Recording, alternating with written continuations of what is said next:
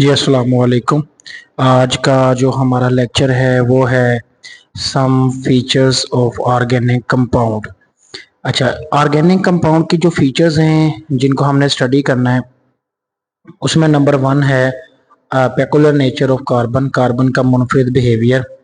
इसमें एक चीज़ है लफ्ज़ कैटिनेशन। बेटा कैटिनेशन का मतलब ये होता है कि कार्बन एटम अपने ही कार्बन एटम के साथ मिलकर लॉन्ग चेन बनाता है। यानी जैसे कि मिसाल के तौर पे मैं आपको भी दिखाऊं तो ये देखें, ये हमारे पास ना आइसोब्यूटेन है, ये एन ब्यूटेन है।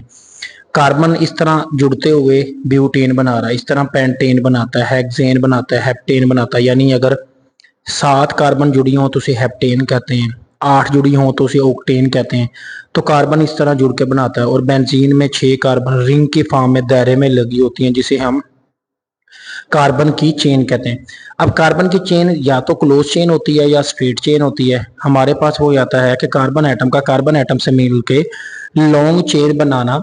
तो ये जो सेल्फ लिंकेज प्रॉपर्टी होती है इसे कैटिनेशन कहते हैं। The self linkage of the carbon atom through a covalent bond के जरिए कार्बन एटम का आपस में मिलना कैटिनेशन कहलाता है। Catenation is the main reason such as a large number of compound, बहुत बड़े कंपाउंड बनाता है। और ये it is a unique property of linking, जो कि लिंकिंग होता है carbon atom with each other in the form of long chain और रिंग, जिसमें कार्बन एटम एक दूसरे से अपने रिंग या लॉन्ग चेन की फॉर्म में मिलता है।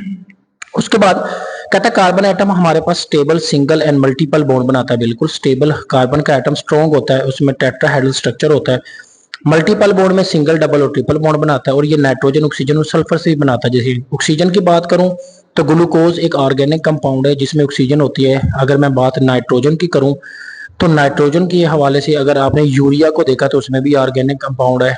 इसी तरह मैं बात अगर सल्फर की करूं तो हमारे पास जैसे कि सल्फर कंपाउंड अगर किसी ऑर्गेनिक कंपाउंड के साथ अटैच हो, जैसे कि मैं कहता हूं बेंजीन सल्फ्यूनिक एसिड वगैरह, it can be also form on various compound of the various size, shape and structure. इसके डिफरेंट साइज और शेप और स्ट्रक्चर के हमारे पास मॉलिक्यूल है। जैसे कि मैं अगर आपको कहूँ साइज बड़ा छोटा भी हो सकता है, शेप डिफरेंट हो सकती है, straight chain, close chain, ring form. अच्छा, उसके बाद स्ट्रक्चर उनके डिपेंड करते हैं। हमारे पास इस पूरे पैराग्राफ में हमने क्या पढ़ा, एक तो कैटिनेशन की डेफिनेशन, कार्बन एटम के स्टेबल और मल्टीपल बॉन्ड्स दूसरे एटम के साथ, अपने साथ, और उसके अलावा उनकी शेप, स्ट्रक्चर और साइज। नेक्स्ट है हमारे पास अगला topic non ionic character.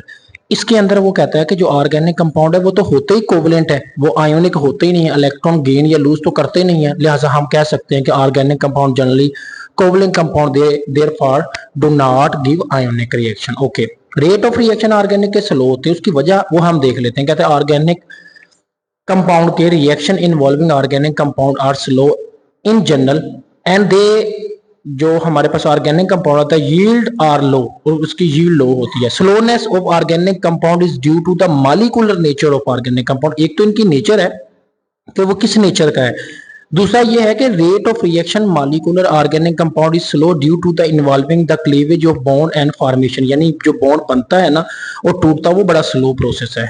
The most important property of organic compound is similarity in behaviour.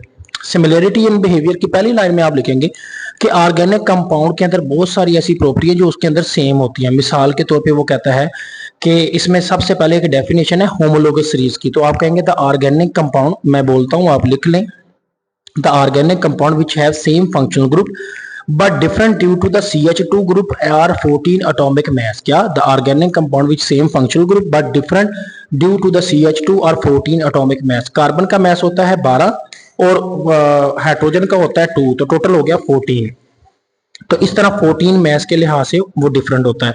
आगे कहता है consecutive number are also called homologous. अब मिसाल के तौर पे मैं ये देखो, अल्केन है ना, इसका पहला member methane, ethane, propane, butane, pentane. हर मेंबर अपने दूसरे मेंबर से एक कार्बन और 2 हाइड्रोजन ज्यादा रखता है, लेकिन ये सारे के सारे किस फंक्शनल ग्रुप के हिस्सा है, अल्केन का।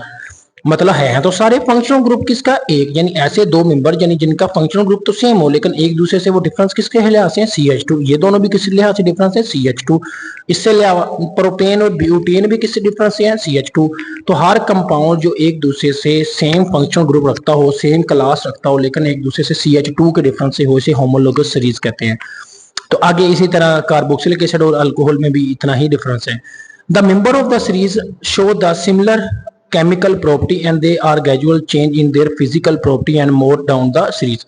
अब यहाँ पे मैं एक लाइन बोलता हूँ, आप वो लिख लें कि due to the similarity in a organic compound it reduce the study of the million organic compound. इसने मिलियन ऑर्गेनिक कंपाउंड की स्टडी को रिड्यूस कर दिया। कैसे?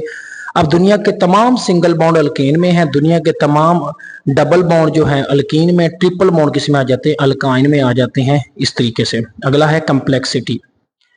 कंप्लेक्सिटी में वो ये कहता है कि ऑर्गेनिक कंपाउंड के जो स्ट्रक्चर होते हैं ना, एक तो वो बड़े होते हैं और इसीलिए बड़े होने के साथ साथ कंप्लेक्स इसलिए होते हैं कि वो इतने पेचीदा और इतने एक दूसरे से बॉन्डेड होते हैं, उनको समझना भी बाद वक्त मुश्किल हो जाता है। जैसे कि organic compound usually large and structure more complex, protein are more complex structure, यानी अमाइनो एसिड जैसे होता है।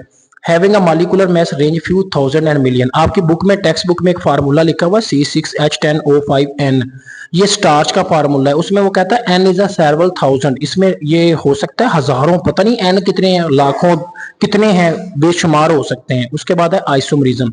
The compound which have same molecular formula but different structure formula said to be isomer and the phenomena is isomerism. नीचे लिखा हुआ है ethyl alcohol और diethyl ether. आप इसमें देखें इन दोनों में कार्बन की तादाद कितनी है?